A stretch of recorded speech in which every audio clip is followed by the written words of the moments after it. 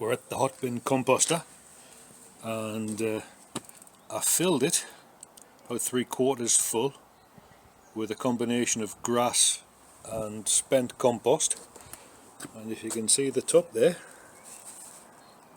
it's currently sitting with an ullage space or air temperature of about 25 degrees centigrade.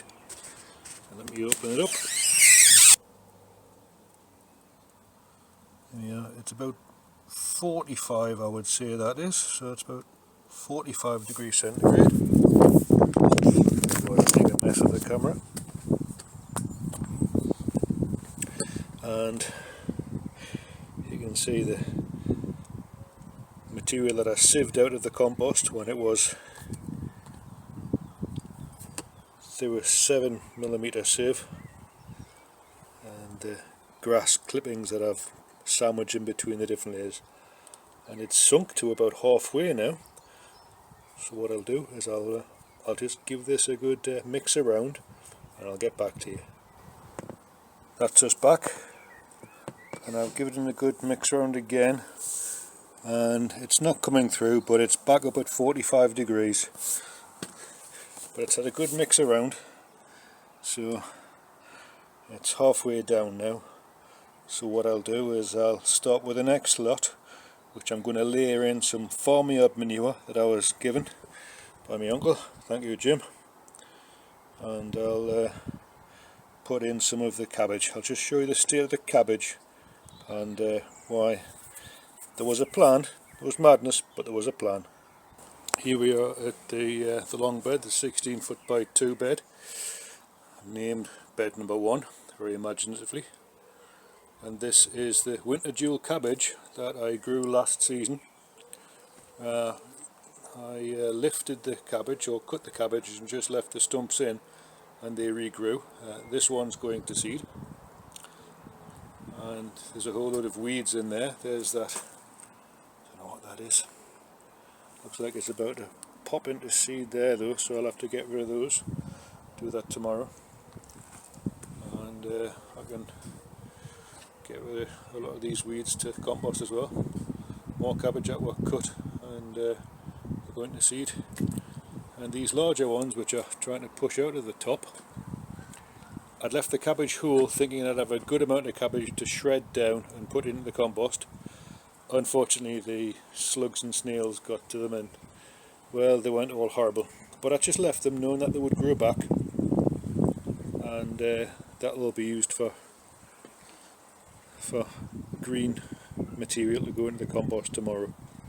So that'll be shredded and put into the compost, and I'll start again and try and get the temperature back up. But I'm really pleased. When I first started with the hot bin composter, it was about 20 degrees centigrade, and then it got to 40 degrees overnight, and then the next day it got to 60, and I was incredibly amazed by how hot it got. But I'll have to keep feeding it and keeping on top of it. Let's go have a look at the onion bed. Onions haven't really done a great deal. I'm hoping they're developing into having some nice roots. Sorry for the glare from the sun. Although April was very dry, it's we had quite a bit of rain overnight and the day before. That's not too bad. And the other bed back there, you can see my shadow there. Hello. The beetroot I left in from last year, that's going to get lifted. You can see some of that's starting to go to seed as well, and I'm going to use that for making compost. And if we look at the poor compost bins that need to be replaced, this is the material that was in the hot bin composter from, I think I started this 2 seasons ago, maybe 3 seasons ago, and you can see the woody material that he put in, the bark chips and all these things. These haven't composted down at all. So what I'm going to do is I'm going to sieve through this, leave the material that is quite nice, and put that maybe on the blueberry bed, because the blackbirds keep digging around in the blueberry bed, and then use this material back in as the brown woody stuff in the hot bin composter, along with the farmyard manure, and try and get a good amount of compost done. I am absolutely really chuffed that I got this thing to work properly just by following the instructions. I know it's the last was it the last gasp of a desperate man is to read the instruction manual, or is that what every sensible person does? Who knows? Anyway, it's working, which is hooray, great, wonderful. Right, I'll go into the glass house now and I'll show you how things are progressing there. Well, the tomatoes are bounding along. Today is the 4th of May, May Day, or if you're a Star Wars fan, may the 4th be with you. I'm really pleased. Even the one that was looking absolutely terrible is starting to come along. Now these are doing exceptionally well. I can see there's some side shoots I'm going to have to start nipping out, but these are ready to go in to the planting positions. Some are definitely this one, and the ones at the back, the bigger ones here are. This is the one I got off my uncle. The cream sausage tomato. That's got to go in. And over here, well, these are the ones which I was going to try a different approach. And as well with every plan, what is it Mike Tyson said? You can plan only one for a fight, but it all goes to heck when you get punched in the face. Well, with these ones I was doing ever so well, moving them along. I had them in the propagator. I pricked them out. No, I was about to prick them up. I thought I'll give them some real sunlight. I put them in here, and they were doing really well. They were starting to get a nice darker green, like you can see. These ones have got a lovely colour to them now. And sadly, well, I had to run a couple of errands in the morning. There was no sun in the morning, so I was quite happy with that. I was out longer than anticipated, and the sun came out. And when I came back, it was about 33 degrees centigrade in the glass house, and I'd left the propagator lid on top of these seedlings in the little 40 cell propagators that they were, and oh, my heart sank as I thought I'd lost them. So I immediately took them back indoors, made sure they all had plenty of water, and well, I didn't need to make sure they had plenty of water. They had plenty of water. There was a lot of moisture around them. Put them back in the big propagator without heat, but with the lights on, and after 3 days I had lost some, but not all. I mean, this wee one here, I don't think he's going to make it, but that was the sorriest state of the ones that I managed to survive. Some of them hadn't propagated, but what have I got there? The Super Mama, I had 6, but I'm down to 3. The Sun Gold, I had 4, and I've got 4, but the 4th one's looking poor. Amazingly, from the original Yellow Perfection seeds, one did germinate, but was so long and leggy I thought I was going to lose it because it wasn't getting any sunlight because I'd given up, or any daylight, and it came. So that one's coming back. And the Shirley, out of 13, I've got 1, 2, 3, 4, 5, 6. So on the Gazzy there was 9, and there they are, there's 5, but I don't think that's going to make it, so 4. So the Hail Mary was almost an absolute disaster because of my own incompetence. But that's it. At the back, the Hurst screen shaft, the pea, the Carlton Wonder.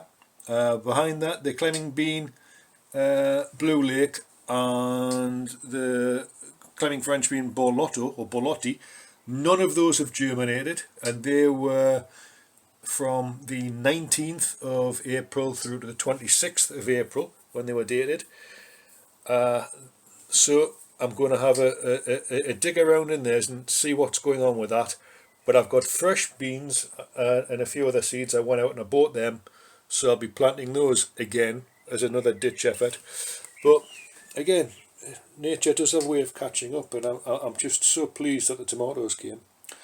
I'll spin around and show you the potatoes, and I kept them moist, kept them watered. They need water again today, which I'll give them a splash tonight.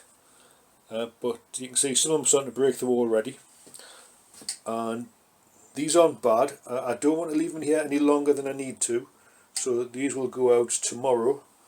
I can then bring the garlic and put those in between, and then start planting out the